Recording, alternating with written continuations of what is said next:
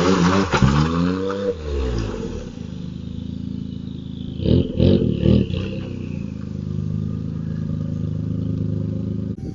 I'm Sam. This is my 1995 Suzuki Cappuccino.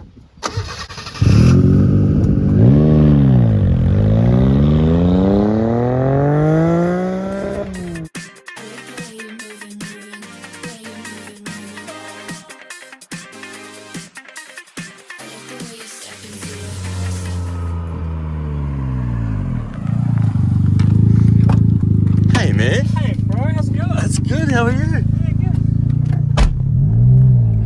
good. So, there's the latest Link ECU update broke my fuel gauge. Because I don't use a level sender in the tech. Yep. I have the ECU calculate the fuel level.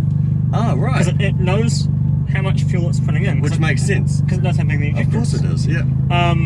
So I never thought about that. Yeah. So there's actually a virtual fuel tank function in the Link. Yep. And when you fill the car, I've got one of these buttons, you hold it down. Oh yeah, and it tells you you're full. Sets to Yep. full. And then it just counts down from 30. So I've been in a cappuccino before. A mate of mine back in the day when we were young and dumb. Oh yeah? He had one, I can't remember his name. But this is like 2001? Oh okay, yep. Yeah. Yep. Never drove it. Only ever been in it, so I've still never driven one. Oh, we can sort that out later. Yeah. How did the end of here hang alright? Okay, cool. It's a funny kind of take people for rides in because I know how fast it is when I'm by myself. Yes. And I'm like, yeah, that's really fast. Yes. And I take someone for a ride and the car's 80 kilos heavier. Yep. Which is like more than 10%. Yeah, I can relate to that. Not as much, but with the Starlet. Yeah. And on my own, that thing is real light, it's chuckable, it's real almost violent in how much I can biff it around. Yeah. But then you put someone else in it and it just takes the top off it. Holy shit. Wow. I did not expect that at all. Yeah, boy. That was awesome. It's a low boost. And what? It's low boost. Oh my gosh. So it's 90-ish horsepower at low boost. Horsepower, yep, okay. Yeah, and then it was 120 at the wheels on high boost. Yep. And that was before we put the new exhaust manifold on it. Yep. So 130s now. Mean. So like the goal was always 100 kilowatt at the wheels. Okay, yep. So you're not there. Now I'm knocking on the door. You what? I'm knocking on the door. Yep. Like, which yeah, in a 700 kilo car, that's 200 horsepower per ton. Yep. I play similar maths. Yeah. I have 100 at the wheels, and I'm about 700. So very similar. I imagine you've got a boatload more torque than I do. Although I have got almost double your capacity. Yeah. So, yeah, true. Because these are 660. 660. Yeah, I thought they were. So 660, 3-cylinder turbo. Obviously, because it's a Kia car, which is so amazing that this is small enough that it gets like a cheap rego and you can have this much fun in it. An inch bag at least, yeah. Yeah. Well, this was never sold. This exact car was never sold in Japan. I did not know It's that. New Zealand new. Holy. So they sold 22 apparently of them here. Wow. I assumed they were never even offered to New Zealand. Yeah, no. So Suzuki New Zealand special ordered 22 of them, Yep. and this is number 21. Oh, wow. Cool. And do they hold a premium over the non-ones, or it's just too old, doesn't matter now? Yeah, exactly. No one really cares about the difference. Yeah. Functionally, the only difference is there's a different digit on the VIN number, Yep. and the owner's manual came in English. Okay, so the speedo's not different or anything like they do with everything else? No, it gives a 6-digit odometer, not a 5-digit. Oh, okay, yep. Because the early gen Japanese market ones only had a 5-digit odometer. Yep. Because I guess the assumption was that it's a K car, you don't drive it much. Yes. Yeah, I'm actually really looking forward to peddling this. Because it's rear engine too, isn't it? No, front engine. Front engine, of course, so it still Yeah. handles normally. LSD, yeah. Yeah, well, clearly it has an LSD. Yeah. That was so cool. And how long have you had it? 5.5 years now, nearly 6 years. I had it 5 years in January, so. Yep. Cool. So I got it totally standard off the guy who actually ran the Cappuccino Club. Oh, wow. There there's a Cappuccino Club in New Zealand. Yes. Because there's so few of them, it's kind of like people move on. And Yeah, it's a bunch of grow people up. that know each other. Exactly. Yeah. So I randomly messaged that Facebook page one day and said, "Oh, do you know anyone who's selling one?" Yep. And he was like, "Oh, well, I don't use mine, so do you want to buy it?"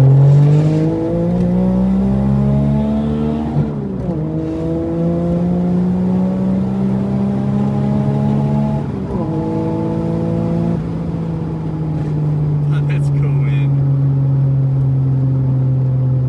I'm sure it's quicker than the Starlet. Yeah, I'm sure it is. I'm sure it is.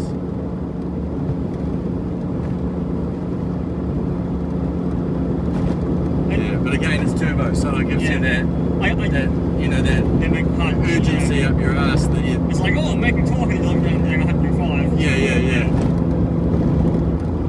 Although it does have that characteristic where it likes to be revved out. Yes. Is it very low? Is it? It's not very low. And on these wheels it's higher up, but it's Yeah. just harsh. Yes. And the shocks aren't as new as they were 5 years ago. Yep. Naturally. And you've driven it A lot, because you like to drive. I've done, must be close to 60,000 km now. Nice. Because it was your daily for the first 4 years. 2 years. 2 years. Yeah.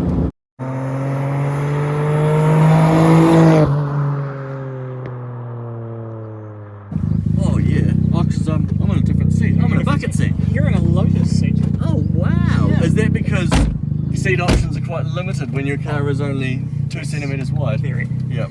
It's like, This is a really comfortable, low down. yeah, it's super nice. Yeah, it is. So It's- that's sort of a, what? this side being that much lower feels like the car is twice the size. It does, yeah. Yeah. Is that oil all good? That smell? Yeah, that's fine. Yeah. Cool. There's no catch cap. And there's no PCB. So, 1995, 95. are they that new? Well, it was built in 93, but because it was brought on by Suzuki New Zealand, it sat on the lot, registered in 95, so it's technically a 95. 95 Suzuki Cappuccino.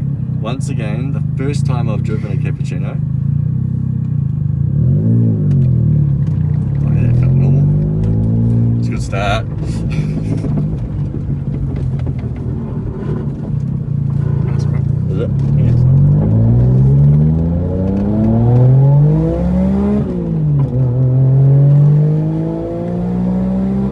Yeah, it's just like the Starlet. It's all the revs. Yeah. Yeah, and once you get the revs in, You that's got right. a huge rematching second. With clutch off. I just went to third. Yeah, that's right. Yeah, because it's in the synchro, so you're going to come off the clutch, bang rev, Okay. bang in. Oh, actually, like, yeah, I get it. Yeah. Proper rev match.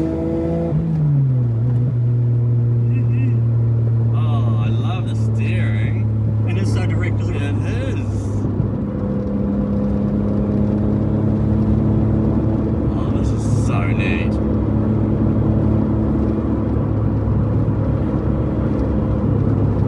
Yeah, it feels bigger than I thought it would. It does. As in inside. But also like the way it feels, because you're low enough in the car that you don't really see the extremities. Yep. You don't feel like you're being, like it's a narrow car. And yet you can still see the bonnet, Yeah. so you know where you are. Yeah.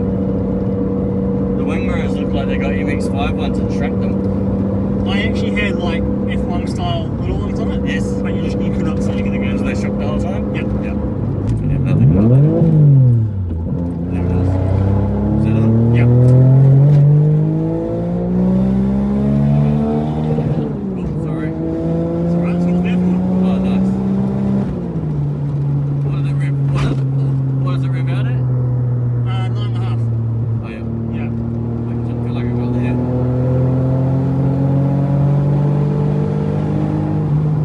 Oh,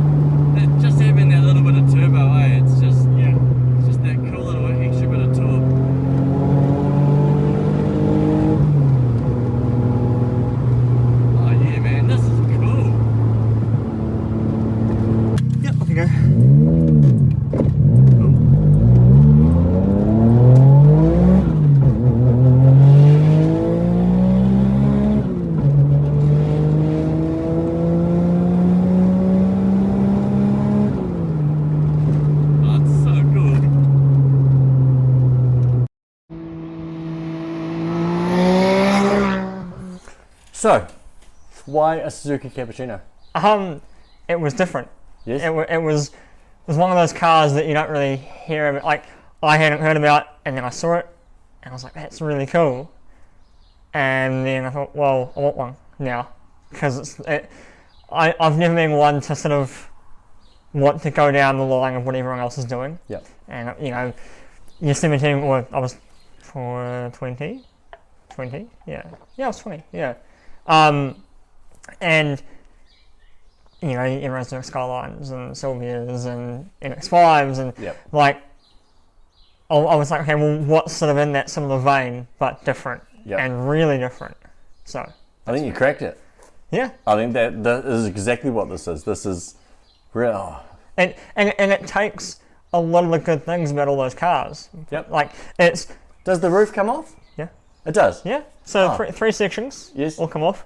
The rear window folds So does it become a Targa or a convertible? Both. Oh, wow. Cool. Yeah. Tell me about when you bought the car. You said you bought it off the guy that was part of the club. Yep. What happened? You rolled around there and... Yeah, so initially I was like, okay, I want one. Looked at getting one out of Japan, and it was like... Were they available? Like, absolutely. Yep. Yeah, and for a comparable price to what I paid for this. Yep. But it was the time and the effort and the risk of it getting here and having to spend another $5,000 on it. Yep. So I was just on Facebook one day and I put in Suzuki Cappuccino as you do, and it's NZ Suzuki Cappuccino Club, and you think, oh, well, okay, and then you look at the page and it's been dead for like 3 years and no one's posted on it. There was no action. Yeah, none at all. There was like some photos from like 5-6 years ago. Or prior, Of like a group meeting or something, or Yeah, I was like, where they got like 4 of them. No, they got like 8 of them. Oh wow. Yeah. No, that's not bad out of 20 odd. Yeah. I just messaged the page and said, do you know of anyone that's selling one? Because I want to buy one. Yep. And the guy who owned the page messaged back and said, well, I don't drive mine much. Do you want to come and have a look at it? Yep. Yeah, went around to see the guy and drove it and drove back and said, well, what do you want for it? And made an offer and got some money together and bought it. Wow. So, yeah. Awesome. And what's your favourite mod? Of all the mods that you've done, that you've gone through, what's the one that you would want to do most? Visually, Yep. the wheels. Yep. I think I don't know what they're from. I found them on Facebook Marketplace for $500. It's the best ones. And I'm sure I've seen them on MX-5s before. Are they the same stud pattern? No, they're 4x114. Ah, okay. So they're the same as me. So I don't know whether it's like factory Nissan wheel. Yep. But then the spokes are actually real light and the whole wheel's really light. Yeah. So I'm like, so they're stamped, I think, with Bridgestone stamping. And they got PIA. Oh, no, sorry, no, they're PIA stamped. Yeah. And they do make wheels, but I mean, these are must be from the 90s, the 80s. So I wonder what they're off. And they're really light, which is super cool. Yeah. And they fill the guards beautifully with the 15s, eh? Yeah. So do you run a smaller height tyre when you run the 14? Does it drop it down a bit? Yeah. Yep. These were just sort of like, I bought the wheels and I was like, gotta find some tyres, and found some tyres, and that was about it. Yep. Yeah. Okay. So that's my favourite visual thing about the car. Yes. Well, apart from the wrap that was on it. Yes. Which you'll insert, the yellow one. You'll insert a picture here and Yeah. This one. Yeah. The car is full of bits from other cars that have just worked well. Yep. Back to your question. I'd say probably it'd be easy to say the turbo, but I reckon the light flywheel on it, for how little it cost. It was like a $300 part. Yep. Unbranded out of Japan. It was just some random off-brand light flywheel Suzuki Cappuccino. Light flywheel. Yeah. Like those things on Yahoo Auctions. Light flywheel, green, Suzuki Swift. Quite literally. Yeah. It was on Yahoo Auctions, and it was like, well, because that's the thing. Like, one of the annoying things with such a small engine. Yep. Is you want to give it a big rev or whatever, and it's like,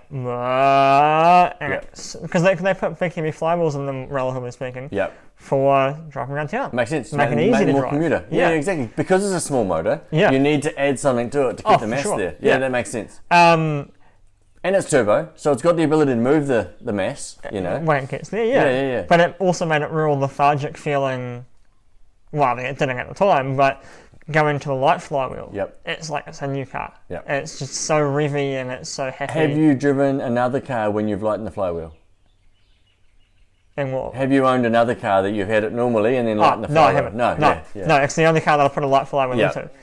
And yeah, it was just such a difference. Yep. Like you can rev it. In some ways, it became easier to drive. Yep. Because that you're sitting at the lights, and then that initial blip that you give it. Yeah, it actually moves it up. It doesn't. It actually goes. You used to have to give it a big stand. I know what you mean. To get the revs up. Yeah. And it almost feels like you're filling an air compartment to try and get it to go first. Yeah. Exactly. Yeah. So like that transformed the car and how the car drove for sure. Cool. And what's your piece of advice to someone else that's buying one of these? If they're buying a factory one of these, what's your advice? I'm guessing it was already talked about, but what's your advice? Don't lower it. Yep. Because they actually handle better stock height. Okay. So this is lower? This is lower. This is on RSR lower express. Yep. It's almost... you could say too low, because like it looks like there's guard there, there's not. Yep. Above that wheel is that much space. Yeah, I can feel that. The inner guard's there. Yeah, there's no height. Yeah, there's fingers there. Yeah. Yeah. Is it on adjustables? No. No, it's on lowering springs. Springs, yeah. It's like if you sit in it, it's below the 100mm legal limit. Yep. So it's actually not like it doesn't look low. No, it doesn't look silly low. Quite a low car. Yeah. And it handles better on stock suspension just because it can squat more and it can move around more. Yeah. No, the advice I give to someone who's getting one, putting LSD in it. Yes. It transforms the car. Yeah. For sure. Yeah. Like corner exit, because they're being such a little turbo engine, when they come on boost, they just come on boost. And it picks the wheel up? If it's picking the wheel up, Yep. And then it just tries to spin the wheel. Especially when you turn them up, lots of people turn them up and do the big turbo thing, and then they leave a stock diff on them. Yeah. And they're like, oh, why doesn't it do skids, or why doesn't it do shit skids? Because that's the one wheel. You got one wheel spinning. Yeah. YOLO. Yeah. You only left one. Exactly. Yeah. Whereas with the LSD, even before, so the LSD went in before the big turbo and stuff, and before the link, and that just made it so much more fun to drive. Yeah, of course it is. You can actually use the power. As soon as you're picking up one wheel, you've lost all of your drive. Yeah. It's more predictable too. Nothing worse than being halfway through a corner and the inside wheel unloading and suddenly spinning. Yeah. You come around, you think, oh yeah, I'll chuck it around this roundabout in the wet, and you stand on it halfway through the roundabout and it goes tweak, and then like, oh yeah, I'll catch it, and then it just stops sliding. Yeah. And you just drop. Yeah. So the LSD would be your. That would be the. People obsess over putting big turbos on them and stuff, and it makes it a really fun car to drive. Yep. But you're not using that power mid corner. Yep. And you're not using that power all the time. Yep. But the way it drives around the corner. Yep. Definitely changes with the LSD. Yep. If money was no object, and you had a car to use like this car, what would you have? No, I'd probably go like a M2. Yep. Not the new one because they look a bit shit. Yeah. M2, Audi S5, Audi from like an RS5. Yep. Something like that. Kind of like a Cayman. Yep. Not a GT4. Yep. Like a GTS 4.0, whatever the nice one is. Yep. Something that is settled on New Zealand roads, but isn't like a track day car. Yeah, that's right. So you don't want a GT3 or a GT4. No. You want the next one down that's the bit more compliant, but less race car. Yeah, I have a race car. Yep. And I love driving it on the road because you can turn the shocks down and it's hilarious fun, and you can drive it overnight to Christchurch and back. Yes. Still can't believe you did that. But that's really fun on the racetrack because it's super light and you can just throw it around. Yep. And so if I wanted to have like a money no object car, to not do that, to have as a secondary one, another car to that. Yep. I want a car that's good on the road. Yep. And a GT3, something like a GT3 and GT4, they're really good on the road. Yes. But I feel like you'd have more fun in a bit softer car. I agree. Something a bit more compliant. Yep. Yeah. To live with, right? And also because I like parking in stupid places and can I go down that road? Yeah, sure, I can go down that road. Like I got this on Gumboot rallies in some really dumb spots. And just drove out of them. Yeah. What's next with the car? Option A, Yes. it sells. Yes. I go and buy something else, probably a BMW of some sort. Yep. Probably like, ideally, More of a daily. Yeah, Yep. exactly, more of a daily. Yep. So I don't have to daily the race car. Yep. Option B is probably park it up. Yeah, so like, yeah, it's a good daily driver, but it's never been the car that I've needed. Yep. It's been the car that I've wanted. Yep. So yeah, So it's tick that box well. it has, Yep. and it's still a car that I can jump in it and drive it to work if I want to, and I don't have to worry about parking Yep. wherever I want, and I don't have to worry about digging in the doors because it's so far away from someone else's car. Oh, true. Yeah. Yeah. I never thought about It's that. like, yeah, you could if you wanted to, but no one's like, How wide is it? Do you know? it's 1400. So the K car limit, Starlet's 1440. the K car limit is 1400. This is 1397. A factory Mini Yep. is 1403. Cool, man. Well, thank you for letting me drive your Oh, car. thank you so much. I've always wanted to drive one since my mate had one back in the day, and I went in it. I went in it heaps. Like, we used to cruise the bays in it, go to Long Bay Beach in it, and like, it was cool. Thank you for letting me drive it. You're I welcome. thoroughly enjoyed it. It was laggier than I thought, Yep. but it was a whole lot of fun once you got it singing. So Yeah. it's kind of like It's a driving very my car. 90s lag. It is. It's a It is really very 90s lag. Yeah. It's like you took the driving style of, I mean, like a GT4 or Yep. like an STI or something like that. Yeah, or a Stage 3 turbo on Gran Turismo. Yeah. Yeah. And like, I mean, you went second to third. Yep. And was like, oh, was I too low? And Yep. like, it's like, no, you get a gear and you put your foot down and you wait, and Yeah. then you get this big surge of power. Yeah. Yeah. Whereas it felt like I wanted to hang on for another like 1500 revs to collect it again. But Which then you can. You Yeah, totally yeah, I just didn't have the. Which that's, the I mean, timing. that's the cool thing about it is that, yeah, it only comes on boost at like 3.5, 3.8. Yep. But that's not even halfway through the rev range. No, it still goes to 9.5. Goes right? 9.5, yeah. So It's I like- think I took it to 8.5, I think. Oh, well, I went to you 9.5 hit once, limiter but I had yeah. the limiter. Yeah. Which, and it's cool how it, like, the factory turbo can't do that. Yep. And that's the most fun thing about doing a big turbo on one of these. Like, yeah, you got heaps of power. The factory turbo falls on its face at 7. And it just Okay. stops making Like power. most turbos do, Yeah. yep. Like, really badly stops making power. You put a big turbo on it, and it just keeps on going. Cool, man. Well, thank you. I really enjoyed that. Awesome. Cheers.